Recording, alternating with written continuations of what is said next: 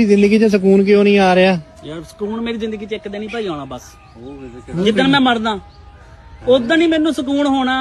ਉਦੋਂ ਮੈਨੂੰ ਕੋਈ ਕੰਮ ਹੀ ਨਹੀਂ ਹੋਣਾ, ਮੈਂ ਆਰਾਮ ਨਾਲ ਪਿਆ ਹੋਣਾ ਇੰਜ ਕਰਕੇ, ਨੱਕ 'ਚ ਰੂਹ ਗੂਠੇ ਬੰਨੇ ਹੋਏ।